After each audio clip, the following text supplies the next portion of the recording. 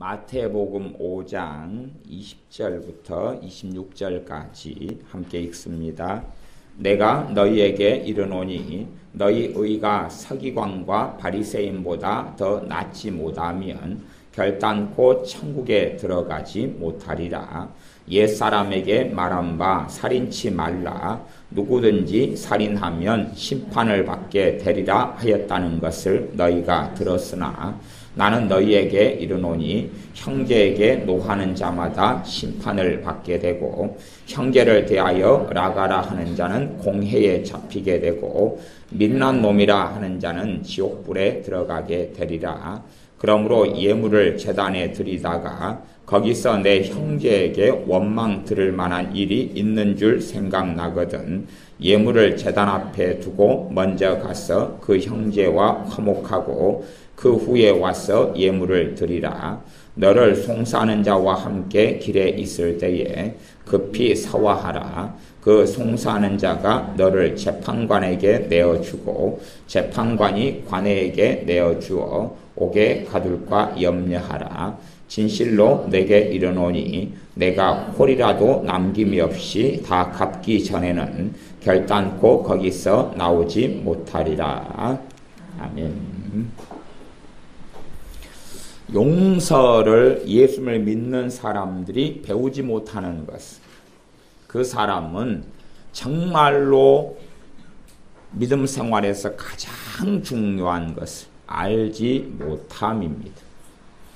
인생살이가 복잡하고 험할수록 더 치열하게 싸우기도 하고 상처받기도 하고 상처 주기도 할 것입니다. 또한 심지어는 마귀 역사가 많으면 많을수록 마귀 역사가 충만한 사람들과의 관계 속에서 살아가게 될 것이기 때문에 더 많은 공격, 더 많은 참담한 일이 일어나게 될 것입니다. 그렇기 때문에 마귀 역사가 내 스스로 많다 그러면 유감스럽게 나는 성령의 인도를 따라가기보다는 마귀의 인도와 마귀의 충동적인 그러한 감동을 따라서 움직이게 될 것이고 그래서 나는 구덩텅이와 덫에 훨씬 더 많이 빠지고 더 치열한 용서의 길을 걸어야 될 것입니다. 생각해 보십시오. 저는 군대에 있을 때 지뢰 폭약을 다루었는데 그래 지뢰밭도 만들고 그랬습니다. 그러면 지뢰밭을 만들어요. 지뢰밭을 만드는 원리들이 있어요.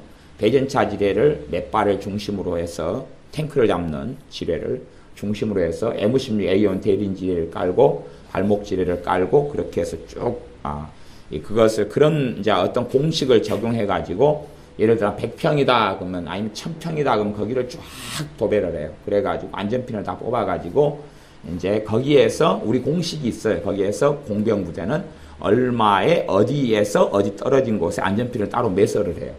그렇게 해야지 나중에 우리가 지뢰밭을 다시 제거할 때 되면은 그 안전핀을 다시 지뢰밭 근처에 숨겨놓은 기밀사항 중에 하나인데 그래서 제가 공식은 이야기하지 않습니다. 어느 쪽에 어디, 어느 방향에 어디에서 몇 미터 깊이에 안전핀을 매설합니다. 그래서 거기에다 지뢰밭 표지를 해요. 적군이든 아군이든 또 특별히 전시 상황이 아니니까 지뢰밭 표시를 해야 됩니다. 그렇게 해요. 그러면 지뢰밭 표시가 돼 있어요. 어디에 들어가면 지뢰를 받게 되기 쉽죠? 지뢰밭에 들어가면 그럴 거 아니에요. 그러면 내가 지뢰밭에 들어가서 지뢰를 밟았어요. 그리고 이제 죽지는 않고 발목 지뢰 같은 것 밟아서 발목만 하나 날아갔어요. 그래서 한 발이 없는 장애인이 됐어요. 어떤 놈이 여기에 지뢰를 묻었나? 그러면 문제가 있죠. 지뢰밭은 누가 들어가래요? 그러니까 마귀의 역사 속에 마귀의 인도 속에 많이 살아가면 인생과 삶은 참담하고 비참한 것이에요. 도대체 누구를 원망하고 누구를 탓할까요? 누구를 증오하고 누구를 미워할까요? 그런 기본적인 문제 속에서는 그냥 끊임없이 용서하고 살아가도 해답이 없는 삶이 되어질 수도 있어요. 그럼에도 불구하고 용서의 길을 걸어야 돼요. 그러나 더 중요한 것 중에 하나는 그런 사람이라면 그 지뢰밭 속에서 안 걷는 것이 맞는 것일까요? 사람이 감당치 못할 시험당함을 허락지 아니하시고 시험당할 즈음에 피할 길을 주셔서 피하게 하시는 하나님이시다 그랬어요. 그러니까 정말로 예수님을 의지하고 산다면 지뢰밭을 피하게 된다 그런 말입니다. 예수를 믿는 사람들이 정말로 범사의 사소한 일마다 예수님 의지하고 사는 사람이 꼭 되어야 됩니다. 그렇지 않으면 지뢰밭 속에 얼마든지 살 수가 있어요. 주님을 뭘 의지합니까? 먹는 것 의지하고, 롯데마트 가서, 이마트 가서 뭘 사면 의지하고 가고, 그런 작은 훈련이 되어져야 돼요. 이마트 갈 때 주님 의지하고 가나 의지하지 않고 가나 큰일이 없습니다. 의지하고 이마트 갔더니 갑자기 당신은 100만 번째 손님이 당첨됐습니다. 그래서 상품권 100만 원짜리 가져가십시오. 그럴 것 같습니까? 아무 일이 없습니다. 주님 의지하고 가면 마침 쌀을 5만 원에 팔던 쌀을 이번 특가 세일로 100포만 2만 5천에 팔기로 했는데 당신 사가세요. 당신에게만 특별히 그런 일은 없습니다. 주님 의지하고 롯데마트 가나 이마트 가나 보통 때는 별일이 없어요. 보통 때는. 보통 때 평안할 때 훈련이 돼야지만이 문제가 있을 때에 위기를 넘어가는 것입니다. 문제가 있을 때. 어디에 함정이 있고 덫이 있을지 누가 도대체 압니까? 인간과 사람과의 만남 속에는 항상 덫이 있고 함정이 있습니다. 평안할 때는 보통 때는 없어요. 없기 때문에 주님을 의지하는 훈련을 하지 않고 그냥 되는 대로 움직이면 안 된다 그런 말이에요. 내가 택시를 하나 잡아 타고 역에 간다 그래도 기도하면서 주님 택시를 인도해 주세요. 기도 하나 안 하나 큰일이 없는 것 같지만 그러면서 믿음이 자라가는 것입니다. 그러면서 주님 의지하는 믿음이 자라가고 성장해 가요. 그럴 때에 이제 정말로 주님 의지할 때가 됐을 때에 경건의 훈련을 통해서 주님을 수월하게 의지하고 좋은 열매를 거둘 수 있는 것입니다. 그러지 그냥 위기 상황이 돼가지고 그때 기도하리라. 기도하려고 하면요 5장6부가 상해가지고 기도하기 싫어요. 이미 엉망이 돼버린 상태예요. 엉망이. 기도한다 그러면 막 속상한 것이나 입 밖에 나오고 그러는 것이지 믿음의 기도를 할 수 있는 상태가 안 돼버리고 마는 것입니다. 평안할 때 주님 의지해야지 내 마음과 생각을 지킬 수 있도록 하나님의 은혜가 내게 주어지는 것입니다. 그래서 변태처럼 지뢰밭에 다니는 사람들은 나도 죽고 또 다른 사람도 죽일 수가 있어요. 죽일 수 있어요. 전에 예전에 그런 일이 있었다 그럽니다. 어떤 일이냐 그러면 지뢰 교관님이 하시는 이야기시는데 제가 지뢰를 배울 때에 이 대전차 지뢰가 있어요. 탱크를 잡는 지뢰가 있어요. 탱크 잡는 지뢰 같은 경우는 이 보통 사람이 우리 같이 70km 뭐 이렇게 60km 이런 사람이 밟아가지고는 지뢰가 터지질 않아요. 한 200km, 300km가 밟아야지 눌러야지 터지도록 돼 있어요. 장치 자체가. 그래서 탱크가 지나갈 때 탱크를 터뜨려서 잡아야지 사람이 지나간다고 잡아버리면 안 되잖아요. 그러면 탱크 잡는 지뢰가 아니에요. 그래서 무게가 굉장히 한 200kg, 300kg, 250kg 이런 사람이 밟아야지 되는데 그런 몸무게를 가진 사람은 아무도 없어요. 그래서 이제 어떤 이 지뢰 교관 중에 한 명이 아마 하사관이었던 것 같아요. 뭐 장교가 그랬을 리는 없을 거라고 저는 개인적으로 믿고 하사관 중에 하나가 그랬던 것 같아요.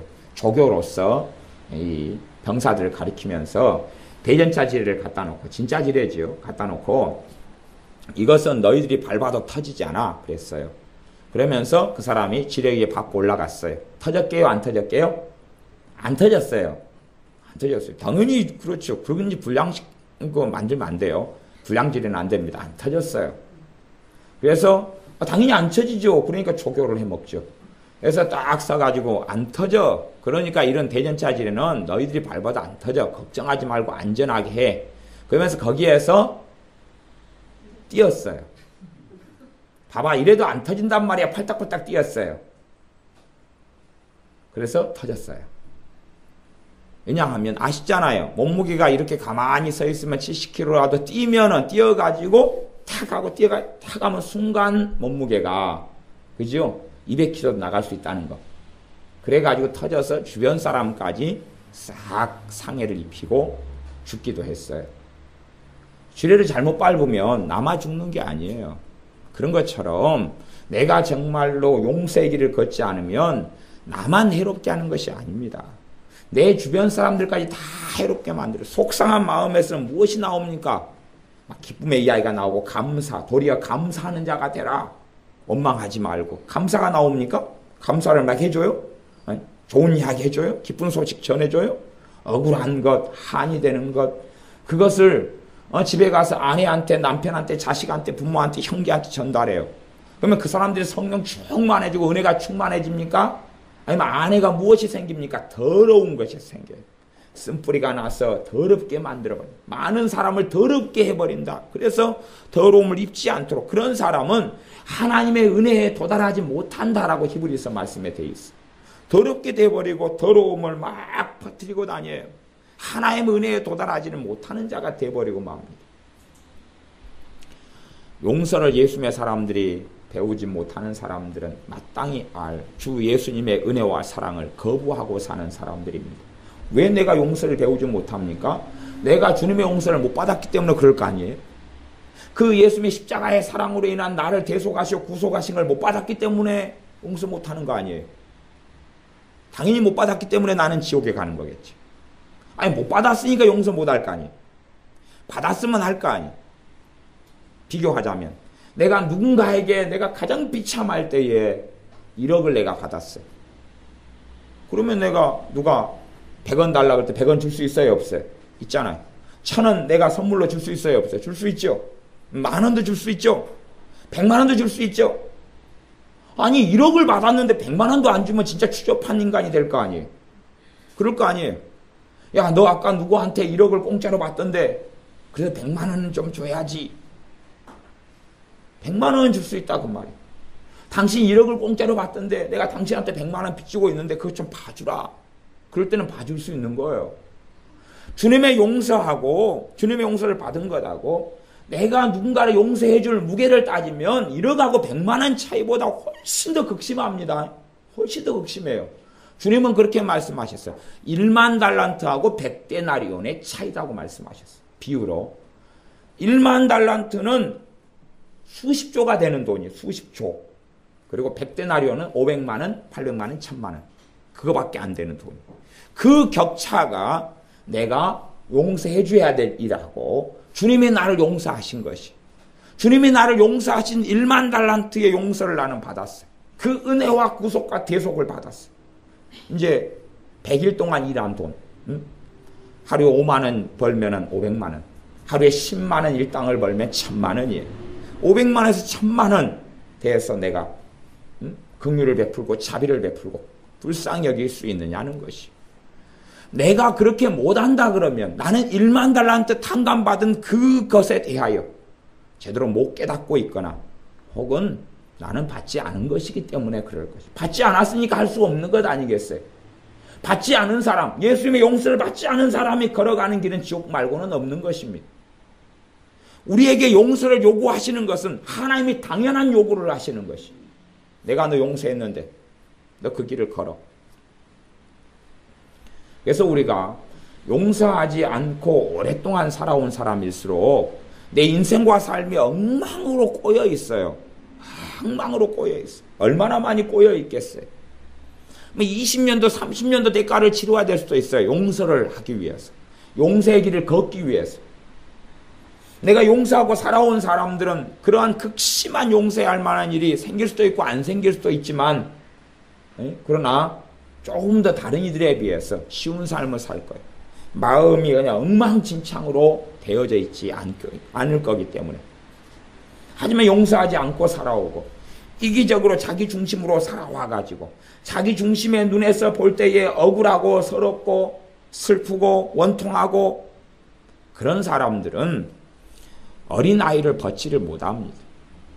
내가 어릴 때는 말하는 것이 어린아이와 같다가 행동하는 것이 어린아이와 같다가 어린아이가 뭐합니까? 작은 일에 토라지죠. 작은 일에 삐지죠. 작은 일에 속상하죠. 작은 일에 마음 상하죠.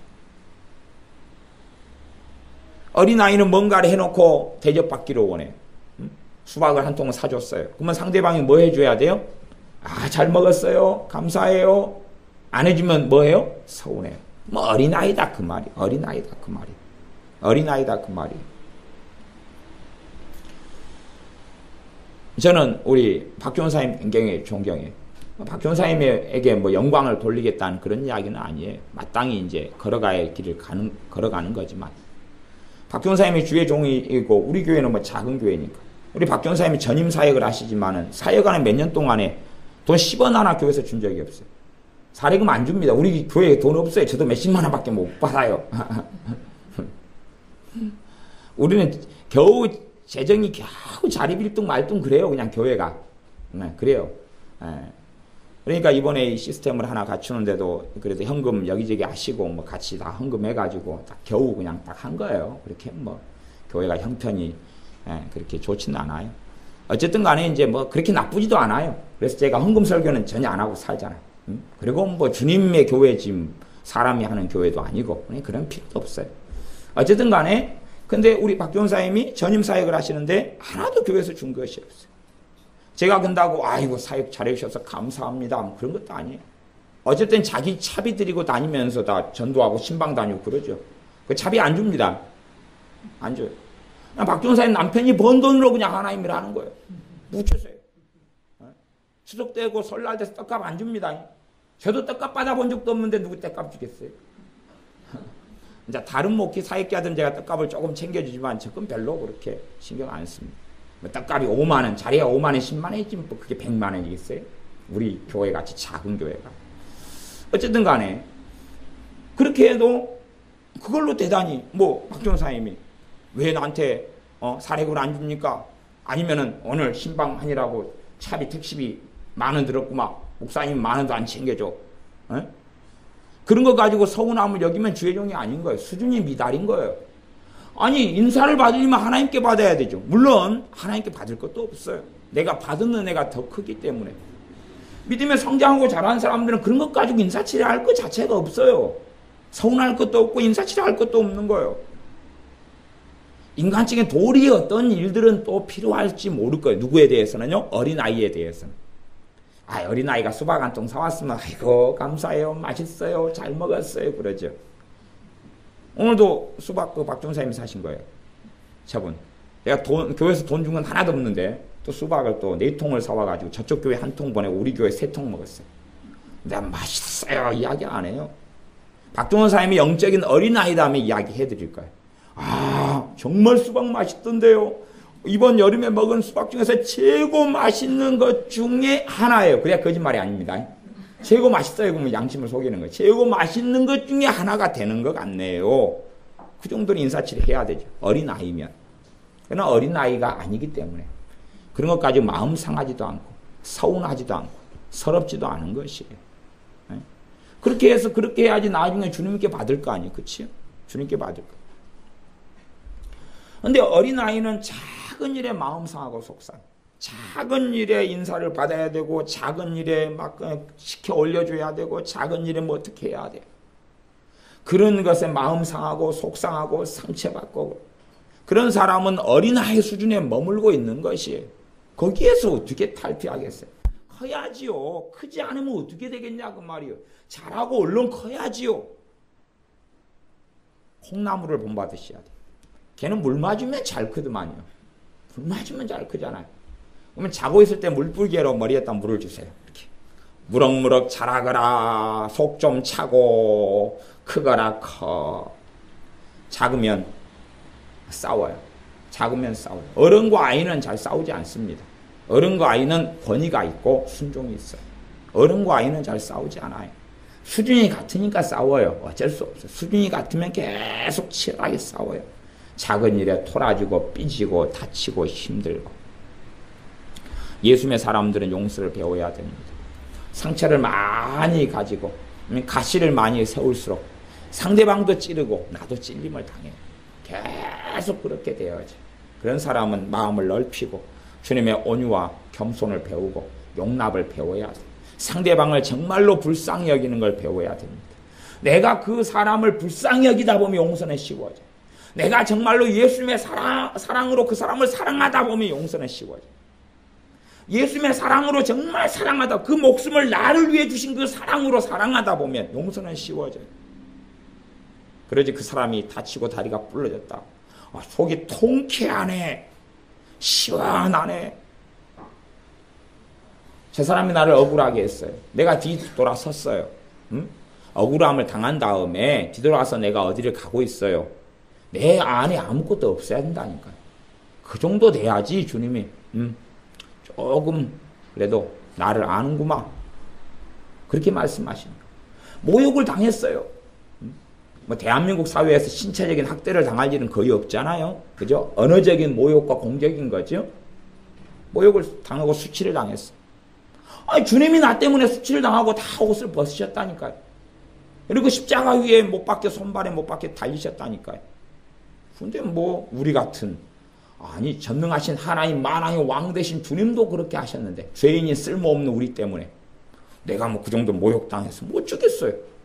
괜찮은 거 아니에요?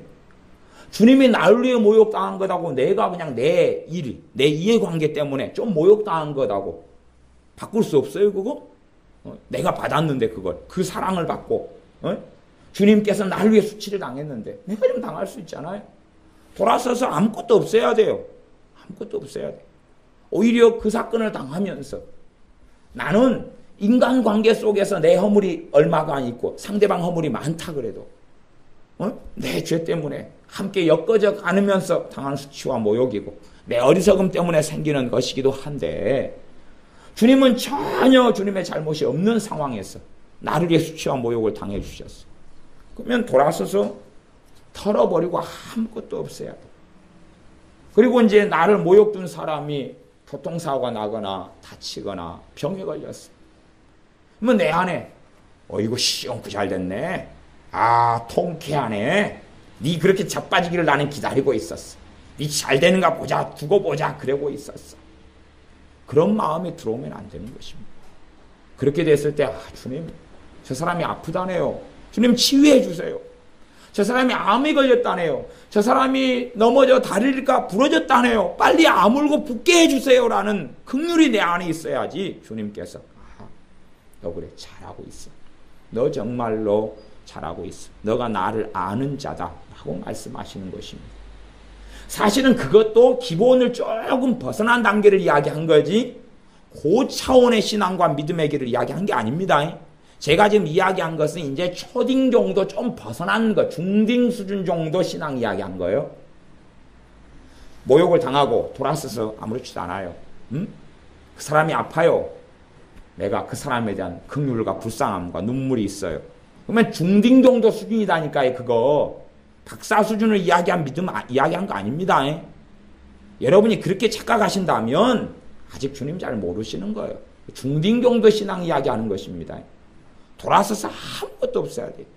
내게 통쾌하다, 잘됐다. 정말로 내가 그 사람을 주님의 사랑으로 사랑할 때에 가족 속에서는 구원의 역사가 빨리 일어나요. 구원의 역사가 빨리 일어나요. 하나님의 살아계신 역사가 빨리 이루어지고 일어나는 것을 볼 수 있어요. 물론 상대방이 예수 믿고 구원받는다 해서 사람이 변화라는 것은 정말 멀다는 걸 알지요. 변화라는 건 먼 여정이에요. 멀어요. 아주 멀어요. 얼마만큼 해야지 나만큼 되는 거예요? 나만큼 해야지 나만큼 되는 거예요. 아시죠? 나만큼 해야 나만큼 되는 거예요. 나만큼 해야지. 여러분만큼 해야지 여러분만큼의 믿음이 나오는 거예요. 여러분만큼. 여러분보다 더 잘해야지 여러분보다 더 좋은 믿음이 나오는 거예요. 그건 당연한 이야기죠. 그러지 나만큼 안 했는데 될 수 있다 그러면 어떤 기계를 만들어가지고 기계 속에 집어넣어서 버튼 누르고 올랄랄랄 했더니 엄청 좋은 믿음이 됐다. 그런 이야기가 똑같은 것이에요. 그런 것은 성경에 없습니다. 선지자들이 누구를 불러가지고 안수해서 성령이 임하시고 그러지만 그것은 지금 방금 생각한 어떤 기계가 있어서 버튼 하나 눌러서 어떻게 됐다네 그런 이야기를 하고 있는 것은 아닙니다. 지금 이제 마태복음 5장 본문 5장 20절부터 읽었는데 제가 다시 읽어가면서 말씀을 나누고 설명하겠습니다. 5장 20절입니다. 내가 너희에게 이르노니 너희 의가 서기관과 바리새인보다 더 낫지 못하면 결단코 천국에 들어가지 못하리라. 내가 너희에게 이르노니 너희 의가 서기관과 바리새인보다 더 낫지 못하면 결단코 천국에 들어가지 못하리라. 지금 여기에서 너희 의가 무엇이냐 하는 이야기가 신학적인 논쟁 중에 하나이기도 한데 어려운 이야기는 아닙니다. 어려운 이야기 아니라는 것은 여기서 너희 의는 예수를 믿는 믿음으로 얻는 의를 이야기하는 게 아닙니다. 그것 하나하고 그 다음에 내가 정말로 이 땅에서 하나님 말씀대로 순종해서 하나님을 기쁘시게 하는 의인된 삶의 의 두 가지가 있는데 성경에서는 행함으로 얻는 의와 믿음으로 얻는 의 두 가지가 있어요. 야고보서 말씀에도 사람이 믿음으로 의를 얻지만 또한 믿음으로만 아니라 행함으로도 그렇다라고 말씀해요. 그래서 믿음으로 얻는 의와 행함으로 얻는 의가 있는데 지금 여기서는 둘 중에 하나겠죠. 그럼 여기서는 뭘 이야기하냐 그러면 행함을 이야기하는 것이. 요 의는 하나님을 기쁘시게 하는 삶을 이야기하는 의입니다. 왜 그러냐 그러면 그 앞과 뒤의 말씀의 내용 때문에 그렇습니다. 요 사이가 있으면서 요 다음 이야기를 뭘 하고 있냐 그러면 옛사람에게 말한 바 21절 살인치 말라 누구든지 살인하면 심판을 받게 되리라. 이게 이제 모세 오경에 나와 있는 율법에 나와 있는 것입니다. 그러면 이렇게 진짜 실제적으로 사람을 살인해가지고 죽이는 살인하지 말라. 그것은 누구도 지키고 있습니까? 바리새인하고 서기관들도 지키고 있어요. 그것은 지키고 있다 그 말이에요. 실제로 살인하면 당시에 다 잡혀 들어갔으니까. 그래서 그것은 바리새인과 서기관들도 지키고 있어요. 그러니까 그 정도만 하고 마음속에 증오, 미움, 원한, 원망을 품고 있으면 바리새인과 서기관하고 똑같은 거지 더 낫지 못하다 하는 것이. 바리새인과 서기관들은 안에는 미움과 원망과 비판과 정죄와 증오심과 용서하지 못함을 품고 있었는데 겉으로는 사람을 칼로 찔러 죽였어요? 안 죽였어요? 안 죽였다 그 말이에요. 그러니까 걔네들과 수준이 똑같다면 그 사람은 예수님의 사람이 아니라는 것입니다. 예수님을 믿는다 하고 그분의 용서를 받았다고 그분의 십자가에 흘려내린 보혈의 권능을 입었다 하는데 바리새인 서기관과 똑같은 삶을 산다. 그러니까 외형적 외형적으로만 죄를 안 지어요. 뱃속은 똑같아. 바리새인 서기관들과 똑같이 주님께서 너희들의 뱃속에 미움과 증오와 시기와 원망과 원한과 이런 것들이 가득하다, 살인이 가득하다라고 말씀하셨어요. 그들과 똑같은 수준이라면 예수님께서는 너희는 나를 믿는 사람이 아니다라고 하신다는 것이. 너희는 나를 믿는 사람을 인정할 수 없다. 야고보서 말씀으로 이야기한다면 귀신들도 하나님 때문에 두려워 떤다. 하지만 귀신들은 하나님께 순종하지 않고 하나님을 기쁘시게 하지 않지. 하나님 때문에 두려워 떨 수 있어요. 하나님의 살아계심은 인정할 수 있어요. 하나님 살아계시더라. 그러나 그 하나님 말씀 앞에 엎드리고 하나님을 기쁘시게 하며 순종하는 길을 걸을 수 있느냐 하는 것이. 그것이 진짜 믿는 사람이지요. 단지 그냥 입만으로만 말만으로만. 아내한테 그래요. 아내한테 보통 때 여보 사랑해. 그러놓고 돈 한 푼 안 줘요. 여보 사랑해. 그리고 술 마시고 오면 뒤지게 패요. 그러면 사랑하는 걸까요? 안 하는 걸까요? 안 하는 거지. 내가 말로 너 다 사랑한다 했잖아. 그리고 오늘 저녁에 또 한 잔 먹고 와서 샌드북처럼 때릴 테니까 준비하고 있어. 또 한 잔 마시고 와서 패요. 한 잔 마시고 와서 언어 폭력으로 막 공격을 해요. 그리고 말은 사랑해. 그러는 거예요. 얼마나 무섭겠어. 발발발. 야 사랑한다 그러면 오늘 또 한 잔 마시고 와서 또 그럴 건데 어떻게 하면 좋나. 그러는 거지. 그게 사랑이냐 그 말. 똑같은 거 이야기예요. 주님께 예수님 나 예수님 믿어요. 그래놓고 안에는 미움, 증오, 원망을 그대로 품고 살아가요. 바리새인 서기관들이 살았던 그 길을 그대로 걸어가요. 주님께서는 너 나 믿는 거 아니야. 그 거짓말이야 너 거짓말이야. 그러신다는 이야기. 그래서 바리새인과 서기관들의 의, 그들이 살고 있는 삶의 방식과 똑같으면, 그들보다도 낫지 않으면 주님께서는 결단코 천국에 들어가지 못하리라 그랬어요. 나는 나를 믿는 사람을 인정하지 못해. 세상 사람이 원망하는 그 자리에 똑같이 원망해. 사람을 미워하고 증오할 때 그대로 미워하고 증오해요. 남을 탓할 때 그대로 탓해요. 돈 문제가 생겼을 때 그대로 걱정하고 염려하고 절망해요. 바리새인 서기관들 바리새인들 돈을 사랑하는 자라 그대로 돈을 사랑하고 살아가요. 주님께서 어떻게 너가 나를 믿는다라고 인정하시겠냐 그 말이에요. 그래서 천국에 들어오지 못한 행위구원론을 이야기하는 게 아니에요. 진정한 믿음에 대한 이야기를 하고 계시는 것이. 그러면서 이제 외형적인 율법 속에 있는 외형. 율법은 주로 육체의 예법만 다루지 마음의 문제는 별로 다루지 않습니다. 물론 10계명의 10번째 계명은 탐심을 다루고 있지만 전반적으로는 육체의 예법을 다룬다고 지금 신약성경에서 나와 있어요. 육체의 예법에 대한 것이 율법이다. 그렇게 나와 있어요. 이 마음의 문제에 대해서 정말로 율법의 정신에 대하여 하나님께서 왜 율법을 주셨는지 그것을 우리 주 예수님께서는 밝히 드러내고 계시는 것이. 그러면서 그들보다 나아야 돼. 그래야지만이 너가 정말 하나님을 믿고 예수를 믿는 사람이다 라고 말씀하시는 것입니다. 다시 이제 5장 21절입니다.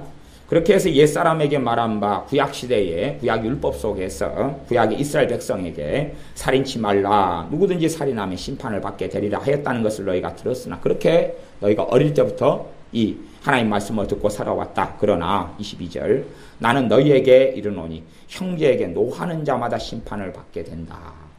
노하는 건 뭡니까? 성질 내는 거죠. 성질 내는 사람마다 심판을 받게 된다는 것입니다. 그러니 사실은 그런 부분에 있어서 내가 성질 낸다는 것은 내 마음이 상했으니까 성질 내는 거고 의견이 충돌했고 내가 옳고 이 사람이 틀렸기 때문에 그렇게 믿기 때문에 성질 내는 것이죠. 그렇게 노하는 사람마다 심판을 받게 된다 그랬어요. 이게 주님께서 말씀하신 진리의 기준입니다. 물론 성질 내고 산다 해서 지옥 간다는 이야기는 아닙니다. 그만큼 우리가 성질 내고 사는 사람마다 심각한 죄의 굴레 속에 들어가 사는 것이에요. 주님의 용서가 없이는 어떻게 구원받겠습니까? 성질 안 내고 사시는 분 계십니까? 다 성질 내시잖아요. 그럼 어떻게 구원받아요? 어떻게? 그래서 나는 맨날 성질 내고 사는데도 용서를 받고 살잖아요. 누리고 살잖아요. 그러면서 나는 용서해 주지 않아요. 그러면 어떻게 믿는 사람으로 주님이 인정하시겠냐 그 말입니다. 여러분은 맨날 성질 내면서 심판을 당연히 받아야 돼요. 성질 내니까 노하는 자마다 심판을 받게 되는 것이. 근데 그 심판을 누가 받아주셨습니까? 예수님이 받아주셨어요. 내 개떡 같은 성질머리 때문에 심판이 임해야 되는데 그 예수님이 받아주셨어요. 그걸 받아놓고 나는 용서를 베풀지 않아요. 그렇다면 나는 도대체 어떤 사람인가 하는 것입니다. 나는 정말 예수님을 믿는 사람인가 하는 것입니다. 형제를 대하여 라가라 하는 자는 공회에 잡히게 되고 라가는 일반적인 욕입니다. 우리나라에서 잘 쓰는 욕입니다. 바보, 멍청이, 열간이 뭐 이런 이야기입니다. 네, 그렇게 일반적으로 쓰는 이런 욕을 하는 것이 그냥 상투어지요. 조금 기분 나쁘면 이 바보야, 멍청아 그런 자식이 공부 못하면 멍청아 이거 라가 그러는 거지요. 그렇게 그냥 일반적으로 쓰는 건데도 그것에 대해서도 공회에 잡힌다. 공회라는 이야기는 뭐냐 하면 심판정에 배심원들을 놓고 재판받는다 그 말입니다. 사실은 누구의 재판을 받는 거겠습니까? 하나님의 재판을 받을 수밖에 없다 하는 이야기입니다. 그 사소한 그런 것에 대해서도 하나님 앞에는 엄정하게 죄가 된다는 이야기. 재판정에 갈 정도. 세상에서는 인터넷에서 트위터나 뭐 그래서 에이 저 나쁜 놈 아이 저 도둑놈 세상에서는 죄 안 되죠. 그걸로 가지고는 크게 법적으로 걸려 들어가지 않습니다.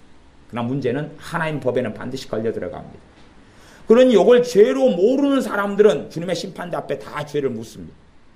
모르는 사람은 이걸 죄인지 모르니까 회개가 되겠어요? 안 되겠어요? 안 되겠죠? 그러니 그걸 그대로 하고 살겠죠. 고치려고 안 하겠죠. 하나님의 뜻은 이제 이게 죄니까 고치라고 말씀하시고 회개하고 고치라 그러는 것이. 그러나 고치지 않지요. 그대로 이 멍청이 바보 그렇게 사죠. 그렇게 살아가는 것이. 그렇게 하고 살아가면서 잘못이고 죄인지를 모르는 것이. 에이 나쁜 놈들. 그 나쁜 놈들 그 말은요. 이 라가하고 비슷하거나 한 격이 높은 욕입니다. 한 격이 높아요. 더 심각한 범죄가 된다 그 말입니다. 하나님의 법에서는요. 세상 법은 큰 문제가 없어요. 하나님의 법은 그리 된다는 이야기입니다. 우리는 하나님의 법 밑에 살지 세상 법 밑에 살지 않습니다. 밀난 놈 이걸 다르게 번역한 경우는 미친놈 이렇게 번역하고 있습니다. 이제 그런 말이에요. 미친놈, 미쳤어 아니면 밀난 놈 이렇게 우리식으로 하면 나쁜 놈, 못된 놈 이런 거죠. 약간 더 급수가 약간 더 높을 수 있어요. 이 밀난 놈 이것이 다른 번역 성경 미친 놈 이렇게 돼 있더라고요. 제가 번역 성경을 봐봤어요. 여러 개를. 하는 자는 지옥불에 들어가게 되리라. 밀난 놈 그랬는데 어디에 들어간다고요? 그 벌이 지옥이란 이야기예요. 지옥에 한 번 들어가면 나옵니까? 못 나옵니까? 못 나옵니다. 그에 대한 형벌이 영원토록이에요. 이게 하나님의 법입니다. 하나님의 법. 누가 전하셨어요? 우리 주 예수님이 전하셨어요. 율법에는 없는 이야기입니다. 율법에는 없어요. 율법에는 육체의 예법이 중심이에요. 하지만 그 안에 있는 하나님의 법을 전달하셨어요. 자, 이제 지옥불에 들어가는 너희를 하나님이 용서했어. 하나님이 용서했고 받았어. 너는 어떻게 살아야 되겠느냐? 너희는 어떤 길을 걸어야 되겠느냐? 라고 사실은 주님께서 물으시는 것입니다. 그러면서 23절부터 이야기하십니다. 그러므로 예물을 제단에 드리다가 거기서 내 형제에게 원망 들을 만한 일이 있는 줄 생각나거든 예물을 제단 앞에 두고 먼저 가서 형제와 화목하고 그 후에 와서 예물을 드리라. 예물을 제단 앞에 드리다가 과거의 제사제도를 이야기하는 것입니다. 그때 당시까지 주님께 십자가에 돌아가시고 부활하시 전까지는 제사를 계속 지냈기 때문에 그 상황에서 말씀하시는 거예요. 제사를 지낼 때 되면 양을 잡고 염소를 잡아서 피를 흘리고 그것을 번제나 속죄제나 속건제로 제사 절차에 따라 드리고 있는 ING 중에 드리고 있는데 갑자기 형제에게 원망 들을 만한 일이 생각난 거예요. 이것 때문에 어떤 사람이 나를 싫어할 거야. 미워할 거야. 야, 나한테 기분 나빠하겠지. 서운해하겠지가 생각난 거예요. 제사 지낼 때는 굉장히 중요한 때입니다. 이때는 다른 걸 해서는 안 되는 것이. 하나님이 그런 걸 하시는 걸 허락지 않았어요. 율법에서는. 그런데 율법에서는 허락지 않았어요. 제사 지내다가 뻘짓하면 안 됩니다. 뻘짓하면 그냥 그때는 많이 죽었습니다. 그런데 제사 지내는 것보다 더 중요한 일이 있다라고 말씀하셨어요. 더 중요한 일이 뭐냐 하면 화해하는 것. 용서를 비는 것, 사화하라, 용서를 비는 것. 제사 지내는 것보다 더 중요한 일. 제사는 정말로 하나님이 명해놓은 너무너무 중요한 일입니다. 그런데 주님께서 제사 지내는 걸 멈추고 해결할 정도로 하나님이 원하는 게 있다. 정말 중요한 일, 변하지 않는 그 일을 그 일보다 더 중요한 하나님의 우선순위가 있다는 겁니다. 제사를 지내다가 원망들을 많이 생각나면 멈추고 놔두고 스톱, 그 자리에 멈추고. 물론 제사장들은 열받을 것입니다. 한참 제사장이 하고 있는데 제사장님 스톱! 원망들 만한 일이 생각났어요. 아침에 내가 내 마누라가 해준 반찬이 맛없다고 궁시렁대서 마누라가 속이 상해가지고 있는데 스톱! 집에 갔다 와야 되겠어요. 그리고 가려니까 제사장님이 뭐라 그러겠어요? 당신도 스톱! 핸드폰 있으니까 전화 하라고. 가지 말고 빨리 전화 그래가 미안하다 그러고 빨리 제사 같이 지내. 나도 바쁘다고, 일정이 바쁘다고 아마 그러실 거예요. 원망들 만한 일이 있는데 제사보다 더 중요한 게 있다는 것이. 제사는 변할 수 없는 최고의 중요한 것입니다. 왜? 누구한테 드리고 있는 것입니까? 하나님께 드리고 있는 것이. 그러니까 우리식으로 바꿔서 이야기하면 설교를 듣고 예배를 드리고 있어요. 막 찬양하고 기도하고 예배 드리고 있어요.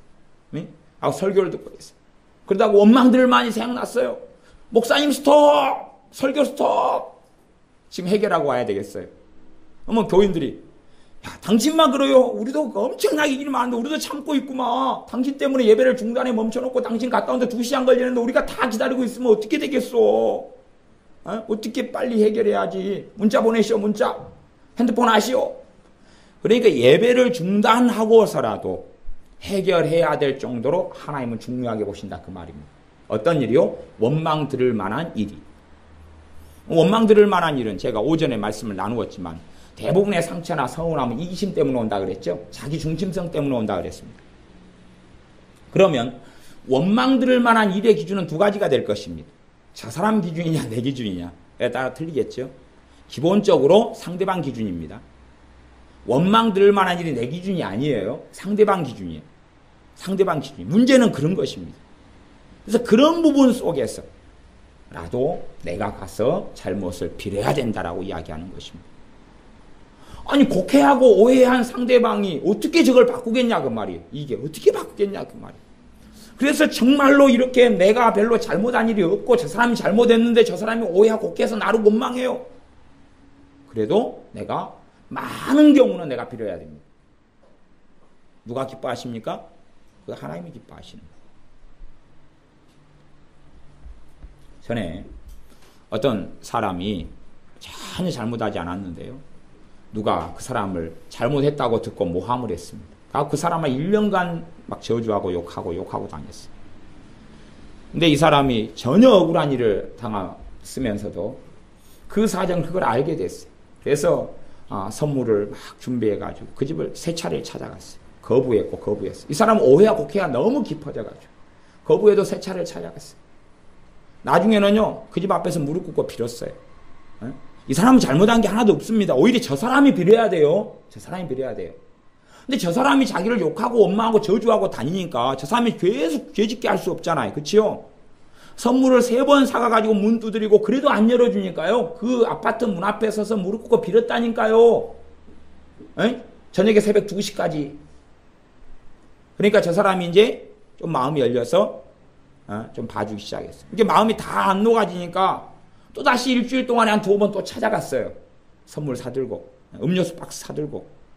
그러니까 일주일 정도 지나니까 이제 마음을 이제 한쪽은 좀 놔두고 한 20%는 놔두고 한 80%는 풀더래요.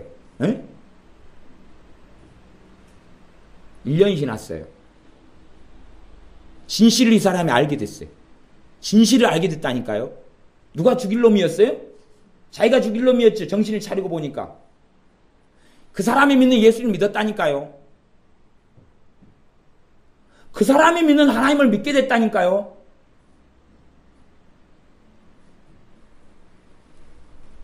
예수님의 사람들이 어떤 길을 걸어갑니까? 세상의 법에 의해 살아갑니까? 세상 법에 의해 사는 사람은 그러죠. 딱 보니까 내 잘못 0.1%, 저 사람 저놈 잘못 99.9%, 저놈이 나쁜 놈이죠.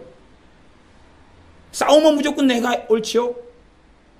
아니 하나님의 법 앞에서 사냐 그 말이에요. 세상 법 말고, 세상 기준 말고. 내 의로움으로 그렇게 살려면 내 의로움으로 천국 가시라 그 말이에요. 내 의로움으로 구원받고 내 의로움으로 생명책 이름 쓰시면 되잖아요. 뭐라고 예수님 믿으셔요? 예수님의 의로움으로 구원받으면 예수님의 법으로 살아야 될 거 아니에요. 그리스도의 법을 성취해야 될 거 아니에요. 사랑의 법을. 원망 들을 만한 일이 있으면 엎드려야지요. 자존심을 깨서라도 엎드려야지요. 그 예수님을 믿는 사람이 걷는 길입니다. 그 정도 되면 이제 한 고등학교 수준의 믿음이 됐다 그러는 거예요. 예, 아세요? 그 청년도 아니고 그 정도 되면 이제 고딩 정도가 됐다 그러는 거예요. 고딩 정도. 아직 총 메고 전쟁터에 나갈 나이가 안 됐어요. 그래도 문제는 그냥 애들이 가득하니까 문제죠. 예배당 안에나 목회자나 주회종이나 누구든지 우리가 다 애들이 그냥 사니까 문제가 계속 벌어지는 거예요. 왜 교회 안에 조직에 쓴맛이 있습니까? 애새끼들만 모여서 하니까 그러지요. 에? 그래서 예물을 제단에 드리다가 거기서 내 형제에게 원망 들을 만한 일이 있는 줄 생각나거든. 기준은 상대방 기준입니다. 내 기준은 아닙니다. 내 법으로 볼 때는 우리는 별로 없죠. 이런 성경 얼마 산상수훈 반복해서 읽습니까? 이게 마태복음 5장, 6장, 7장은 정말 예수님을 믿는 좀 서당계 3년이면은 굉장히 중요시 여기는 본문인 줄 알아요. 그러지만 원망 들을 만한 일이 있어? 없어. 내가 있어. 다 자기는 의롭게 돼요. 다 자기는 거룩하게 만들고 싶어요. 나는 그런 일 없어. 내가 뭐 잘못한 일이 뭐가 있어. 나는 어디 형사가 오고 누가 와도 난 시비 못 걸어. 그러는 것이. 그러나 사실은 안 그렇거든요. 그래서 거기서 내 형제에게 원망 들을 만한 일이 있는 줄 생각나거든. 생각이 나면 24절 예물을 제단 앞에 두고 먼저 가서 형제와 화목하고 그 후에 와서 예물을 드리라. 화목해라 화목. 아니 누가 엎드리고 꺾어져야지 화목이 일어날 거 아니에요. 그 사람이 원하는 대로 따라준다 해준다 그런 단순한 이야기를 하는 것이 아닙니다. 화목해야죠. 화목하고. 아니 강한 자가 연약한 자의 약점을 담당하라 그랬어요. 로마서 말씀. 강한 자가 해야지 약한 자가 하겠어요? 강한 자가 꺾어지고 엎드리고 자존심을 무너뜨려야지 깨뜨려야지. 누가 깨뜨리겠어요? 강한 자라고 생각하는 사람은 깨뜨려야지요. 어린아이는 그냥 그대로 있으세요. 뭐 애들이야 애새끼들한테 뭘 기대래. 애들은 그대로 있으세요. 응? 어른한테 좀 더 큰 애들한테 나서가지고 해라 그래야지. 강한 자 주님을 좀 아는 자라면 내 자존심을 내가 깨뜨리고 주님은 내 자존심을 깨뜨린 거에 대해서 주님의 나라에서 보상해 주셔요. 천배 만배 천만배를 해주실 겁니다. 남자로 살다가 자존심 한 100번만 깨뜨려 보세요. 천국에서 뭐 돈으로 계산하면 1000억 이상 그냥 쉽게 받을 거예요. 자존심 100번만 깨뜨리면 1000억이 뭡니까? 더 많은 보상도 주님께 받을 거예요. 물론 돈 이야기를 해서 죄송합니다만 자존심 10번도 안 깨뜨리고 죽어요. 그게 사람이에요? 물론 사람이니까 죽죠. 뭐 어찌겠어요? 개로 죽겠어요? 동물로 죽겠어요? 자존심 좀 깨뜨려야 돼요. 진짜 어려운 일을 이야기하고 있는 것입니다. 제가 설교하는 거 이렇게 쉽지만은 제 자존심 한번 꺾는 것도 깨뜨리는 것도 쉽지 않으니까 저랑 여러분이 같은 죄인이고 같은 죄인 친구들로서 하는 이야기지 저는 뭐 자존심을 막 한 100번씩 깨뜨렸다 그런 이야기를 하는 것이 아닙니다. 저는 그런 거 저도 잘 못해요. 못하니까 저는 누가 권면을 할 때 듣는 쪽을 택해요. 아, 그렇죠. 당신이 함께 가준다면 같이 꺾죠. 그러고. 그런 식을 많이 사용했어요. 꺾어야 돼. 무너뜨려야 돼. 부서져야 돼요. 깨져야 돼요. 복음성가 잘 불러보세요. 무너져야 하리, 깨져야 하리, 교만이 부서져야 하리. 복음성가 옛날에 유행했었는데 요즘 잘 안 부르죠? 좀 불러보세요. 깨져야 돼. 깨져야 돼. 녹아지고 부서지고 해서 예수님만 남아야 돼요. 누가 남을 때까지요? 예수님이 남을 때까지. 나는 무너지고 사라지고 깨지고 예수님만 남을 때까지 다 뭉개버려야 돼요. 그게 정말로 예수님을 아는 사람이 걷는 길입니다. 그래서 내가 세상 법적으로 내가 옳으니까 그게 아니라 원망들을 말하는 일이 있거든. 응? 마음 풀 때까지 해야 돼. 마음 풀 때까지. 예수님의 사람들의 기준은 몇 번이에요? 490번. 베드로 사도의 기준은 몇 번요? 7번. 예수님의 기준은 몇 번요? 몇 번요? 490번. 70번씩 7번. 490번. 490번 정도 하면 세야지. 그러면 491번까지 채우면 예수님이 제자가 선생보다 낫지 못하다 그랬는데 청출 어람이로 세 칭찬을 해줄지 알겠습니까? 490번, 490번. 490번도 빌어야 되고 490번이라도 엎드려야 되죠. 내 법 말고요. 누구 법 밑에서요? 하나님의 법 밑에서. 하나님의 법 밑에서는 문제가 된다니까요. 세상 법에서는 나 잘못 하나도 없어요. 하나님의 법에서는 문제가 돼요. 내 안에 뭐가 생겼으면요? 원망, 미움, 증오, 싫어함, 꺼리낌. 로마서 14장에는 꺼림이라고 해놨습니다. 꺼리낌. 꺼리낌만 생겨도 이제 문제가 된 거예요. 내가 어떤 사람에 대한 꺼리낌만 생겨도 문제가 돼버렸다니까요. 하나님의 법에서 걸려버렸다니까요. 꺼리낌만 생겨도. 예수님 믿는 사람이요. 나이들의 치매 걸리면 정말 정상 아닙니다.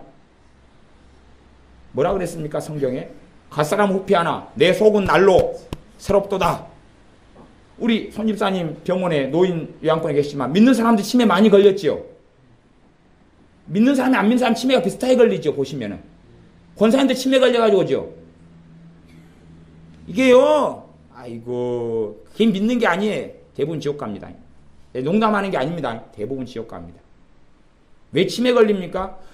내 겉사람은 후피 하나 내 속은 날로 새롭도다 그랬어요. 진리의 말씀은요. 정말 예수님을 바르게 믿으면 속이 어떻게 돼요? 새로워져요. 정신이 또롱또롱하고 깨끗해지고 맑아지고 그래요. 얼굴은 쭈그렁이 생기고 이빨은 빠져나가고 머리는 흰머리가 생길지 몰라도 속은 더 깨끗해져 가는 것이에요.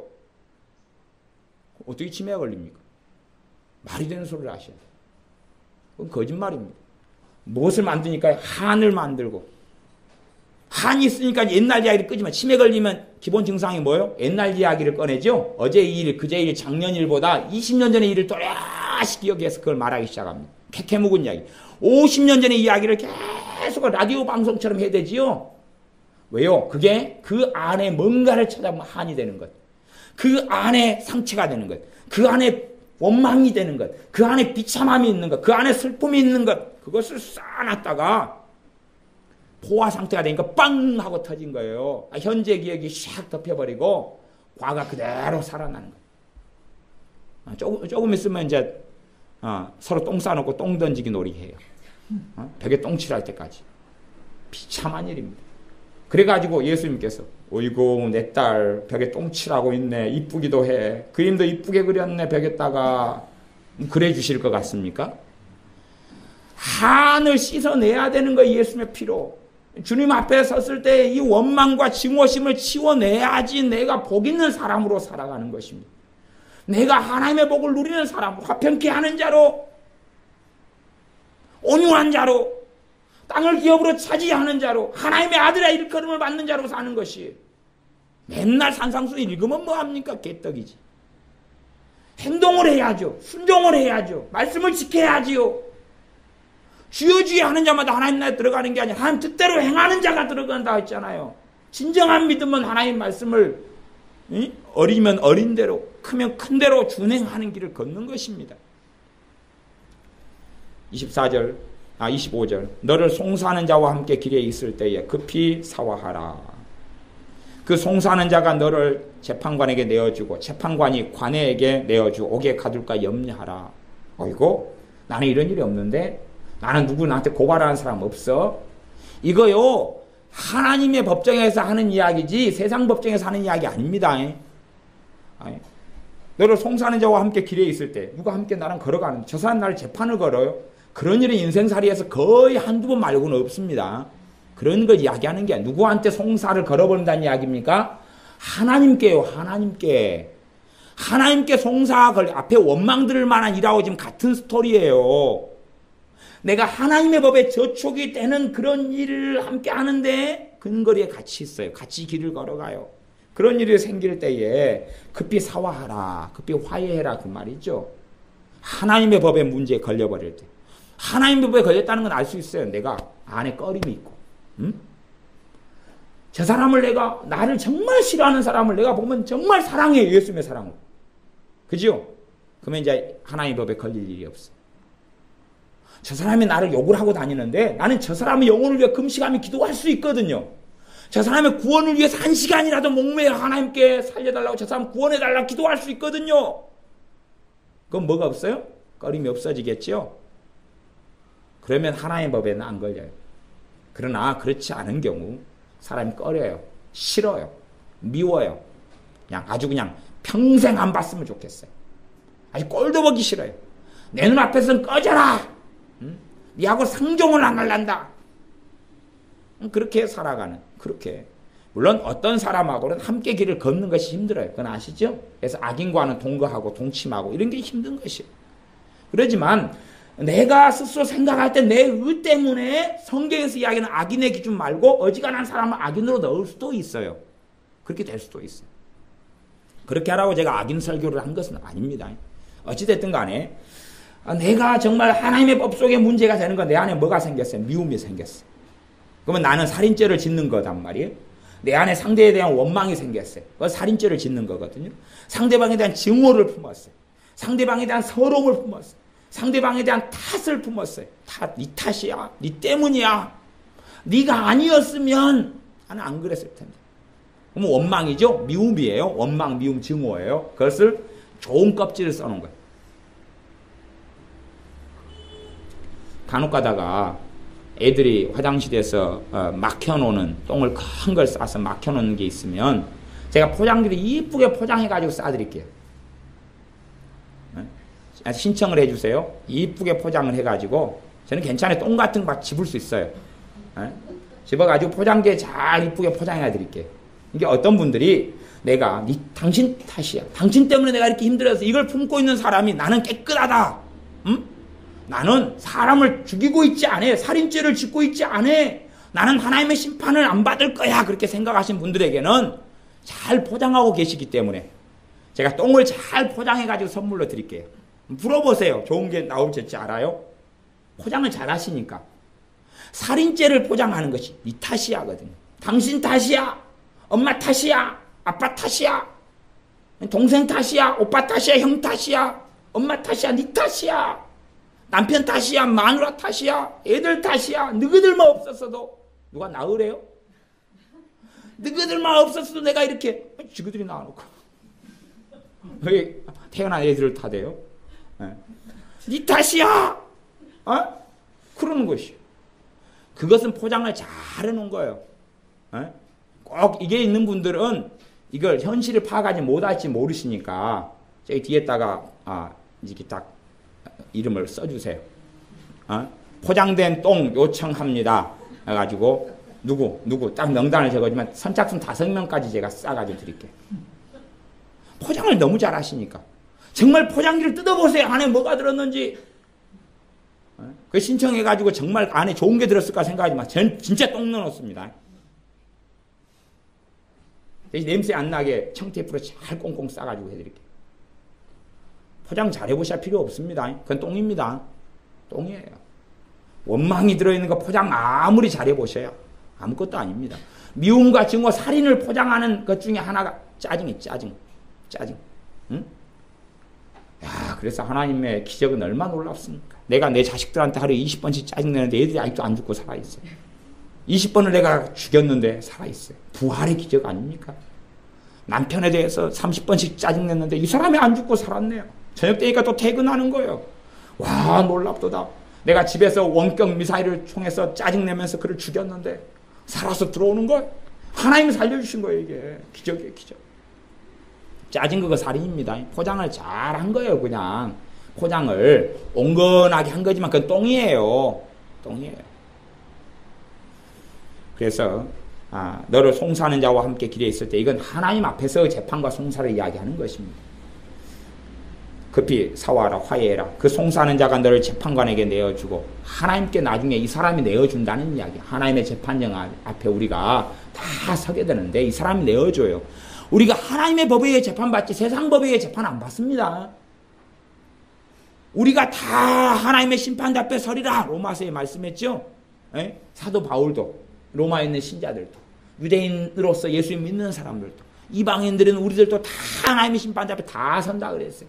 예수 믿으니까 우리는 심판대에 안 설 것이다. 어설프게 성경을 아는 이야기입니다. 다 서게 되는 것입니다. 그런데 아무 문제 없는 건 내가 사랑하면 돼요. 내가 그 사람을 사랑하면 재판정에 섰는데 나는 무죄가 되는 것이에요. 내가 그를 사랑했으면 그가 오해를 못 볼 수도 있어요. 그러니까 미움과 증오를 나에 대해서 풀지 않고 인생이 끝났을 수도 있어요. 얼마든지 그럴 수 있어요. 내가 정말로 그를 사랑하면 그 사람이 나를 증오만 하다가 죽었어요. 나는 그 때문에 그가 구원받지 못함 때문에 혹은 그의 인생 때문에 나는 서글프고 하나님께 울게 돼요. 왜? 나는 그를 사랑했으니까. 나는 그를 사랑했어요. 그런 사람을 한 5명쯤은 품고 누가 평생 나를 저주해요. 하지만 나는 평생 그를 사랑해요. 그리고 그의 영혼을 기도해요. 그런 사람 한 5명쯤 품고 죽어야지. 5명쯤 품고 있다가 주님 오실 때 만나야지. 그래야지 주님께서 칭찬하시는 것입니다.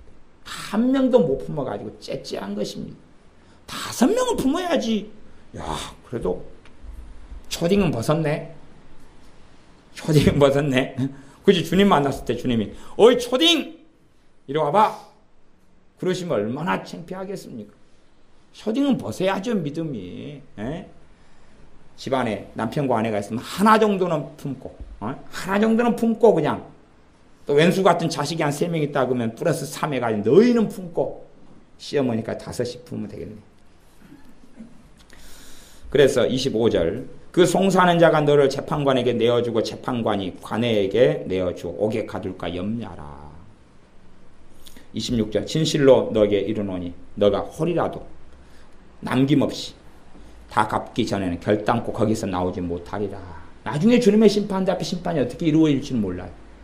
예수님을 정말로 믿는 사람은 천국에 가게 될 것입니다. 그러나 심판대는 천국도 아니고 지옥도 아니에요. 믿지 않는 자 믿는 자 다 모인 곳이기 때문에 천국도 아니고 지옥도 될 수 없어요.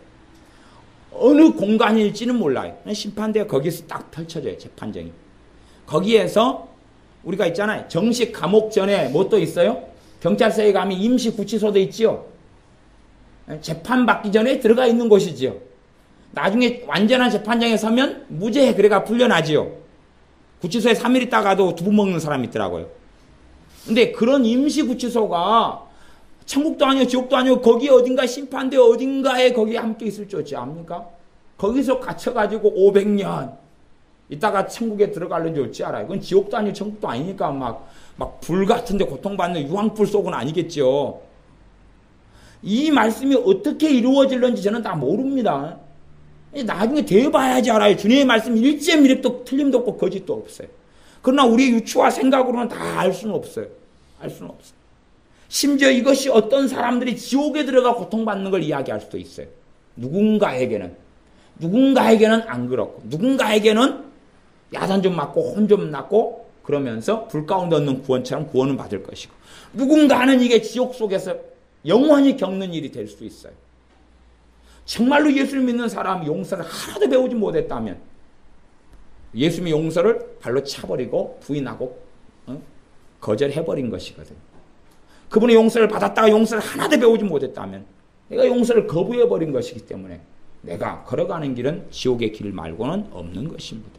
우리가 용서를 배우셔야 되고 나아가서 정말로 믿음이 좀 성장한 분들은 화해하는 것을 배우셔야 돼요. 화해하는 것. 내가 화해한다 해도 상대방이 화해를 할런지 안 할런지 그 사람 뱃속 사정일 거 아니에요. 그렇지요? 하지만 최소한은 화해하는 것을 통해서 하나님의 사랑이 내게 역사하고 있어야 돼요. 응? 그 사람에 대한 사랑. 화해까지 어려우면 그 사람이 영혼을 끌어안고 진통하시고 기도하셔요. 그러면 찾아갈 수 있는 마음도 있어요. 물론 굳이 다 찾아가서 만나고 화해할 필요까지는 절대적으로는 없습니다. 최소한은 내 안에 그 사랑이 있어요. 누가 이민 갔는데 어떻게 찾아가겠어요? 그렇죠? 아니면 누가 돌아가셨는데 돌아가신 사람을 위해서는 기도할 필요 자체가 없어요. 그러나 용서할 필요 자체는 있어요. 왜냐하면 영원한 이별이 아니라 심판대에서 다 만날 거기 때문에 그는 살아있는 사람이거든요. 육체는 죽었는데 살아있는 사람이에요. 그 영혼이 천국에 있든 지옥에 있든 살아있는 사람이에요. 그래 용서는 필연인 것이 죽은 사람에 대해서도. 그를 위해 기도할 것은 전혀 없지만 그를 더 이상 사랑할 것도 없지만 용서할 과제는 남아있는 것이지.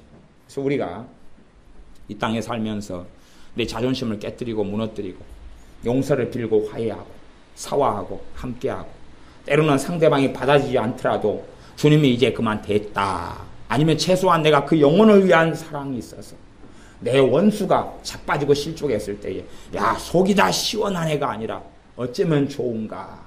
그 정도 있을 때 주님께서 야 너가 정말로 나를 아는 자다. 너가 정말로 나를 닮은 자다. 라고 인정하실 것입니다. 그런 믿음의 사람들이 다 우리가 되어야 되겠습니다. 기도하겠습니다. 아버지 하나님, 우리가 다 주님의 용서하심을 받고 누리며 주님의 용서하시는 것처럼 우리를 용서해 주신 것처럼 우리가 용서하는 삶을 살게 하여 주셔서 주님의 사랑을 생활과 삶 속에 누릴 뿐만 아니라 주님께서 우리를 보실 때에 정말로 나를 아는 자다 라고 말씀하실 수 있는 믿음의 성장한 자녀들이 우리가 되게 하여 주시옵소서. 예수님의 이름으로 기도하옵나이다. 아멘.